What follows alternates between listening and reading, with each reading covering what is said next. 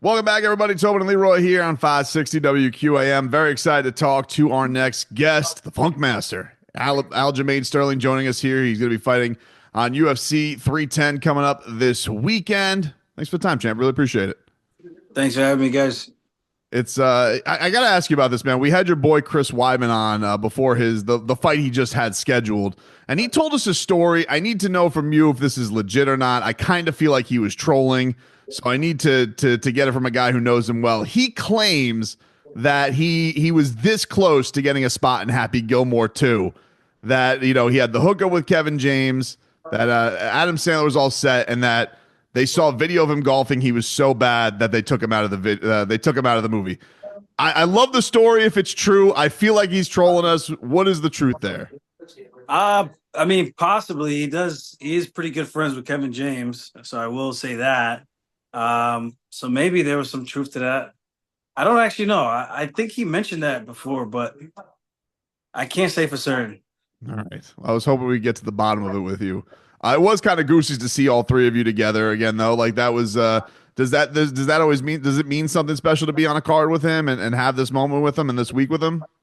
Yeah, we fought in Boston together. It wasn't a great night, but hopefully this one is a much better night. I just like fighting with people on the team. I think it makes it more fun. When I first came into the sport, we would travel as teammates and everything with the team bomb squad guys, and we'd be road warriors because MMA in New York was illegal, still banned. So we would travel to PA, New Hampshire, Massachusetts, like all these different places to go fight, New Jersey. So I enjoyed that. Like coaches, everyone's shacked up in one room just because no one's really getting paid. So I like this. This is nice. It's cool. Does it go right back to like the early days with you guys, as far as like you guys have now all done, you, Merab, and Chris, you've all made it to the top. Like you've all gotten to the mountaintop, but I imagine you've had so many hard days together where like you were all fighting to get there. So when you guys are all together like that, does it immediately go back to the old days, or does it feel like, is it reflective? What are those times like these days? I think it's still nice. Obviously we're getting close to business, so things are a little bit more serious, but it's still a good time, good energy, a few laughs here and there, and just checking up on each other. So that's pretty much how it is right now. And I think right after we make weight, things are going to be a little bit more loose, and we could relax a little bit. So you're taking on Movsar Evloev. What do you make of this matchup? He hasn't lost yet. This is a kind of a riddle nobody's been able to solve. You are very good at solving these types of things, being as good as you are. So what are the challenges you think he presents? I think good grappling, good control on the ground, pretty good cardio, decent striking, very basic but very decent striking. I think he's solid there. I don't think he's really got like holes in his striking offense or defense. I think he's a solid dude all around. I think he's got a tough style for anyone. Yeah, so it's an interesting matchup. What do you have made recently? There's been a lot of talk of like champions, of guys ducking one another, and I think it's kind of crazy talk because you guys are all in the promotion. You all usually end up fighting who you have to fight anyway. So like the thing with like John Jones and Aspinall, you've had to deal with this too. They're like, oh come on, man, you're ducking, and I feel like this stuff is crazy with somebody when you reach the top of the sport like you do. Do you find like this stuff annoying from fans? Does it come with the territory of all that chatter that comes with being atop the sport? No, not really. I mean, they're just uninformed.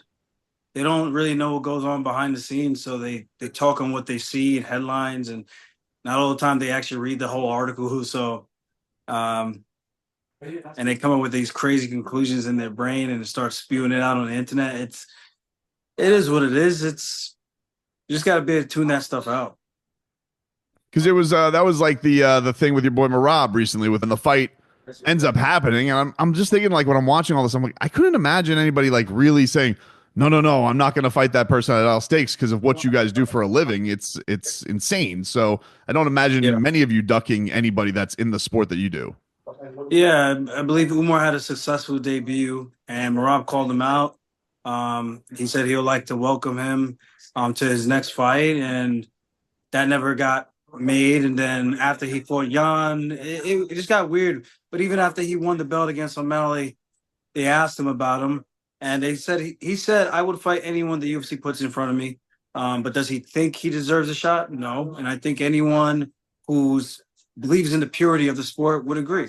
So with that said, um, it is what it is. Now they're fighting.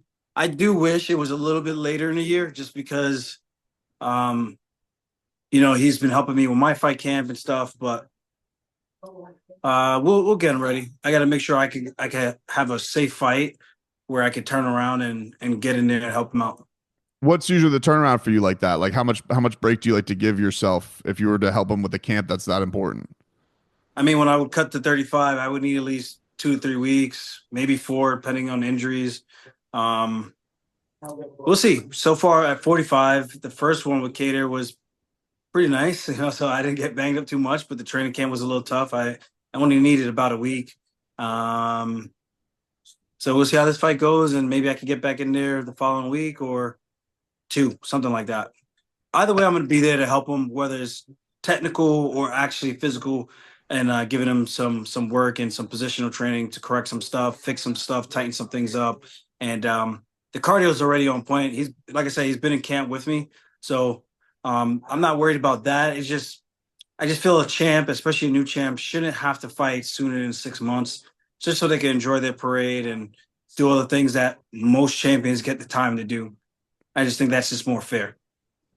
How proud of you were you that he got to the mountaintop? You guys were kind of like the bantamweight version of DC and Kane. Like it was so cool that you did get your reign and then he got his moment. So I mean, just to see him as a friend and a training partner to get to the mountaintop, how much did that mean to you? Oh, so it's everything, man. People were trying to pit us against each other, saying that we were blocking each other. No one was blocking anybody. One, we were never offered a fight against each other, and it's not like we would have taken it anyway. But never offered a fight with each other, and for him to help me, we're neighbors here in Vegas. We literally live across the street from each other.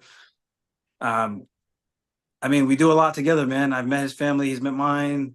He's a great dude, great guy, and to see him reach the pinnacle, now getting his fair shake and recognition, notoriety, it's cool. I just wanted your insight on this. This Kai Asakura, who's fighting in the main event. He was, this great bantamweight. I don't know much about him. I've never seen him fight. I didn't watch much Ryzen. But as you were the best bantamweight in the world for a while. Do you ever have your eye on like, oh, that guy was 135 in another promotion? Like, as a fan of the sport, did you have any insight on him and how good this guy may be making the move over and going down to 125? Yeah, I got to train with him too. I thought he was a really high level guy, and um, I'm excited for his debut. I think it's gonna be fun with him and Pantoja. Pantoja's a dog, so that's gonna be a cool unification of Ryzen versus the UFC, their champ versus the UFC champ, and see how that goes. He has a chance to make history and becoming the first Japanese champion, which would be huge for their country. I think it would help the sport explode. But of course, he's got to get past a tough dude in Pantoja who just he's all gas, no brakes.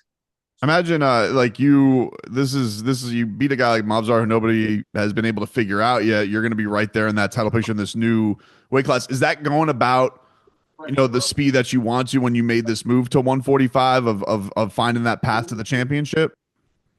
Yeah, I guess I would like to have gotten there sooner, but it is what it is. I think it just gives me more of an opportunity to see where I'm really at. And if I could beat a guy like this, undefeated, very confident in his skills and what he's been able to do, had some close fights, but I think it puts me in a great position to challenge for the belt next. Well, I appreciate the time, Aljamain. Thanks so much, man. Best of luck this week, and always appreciate your time. Thank you, guys.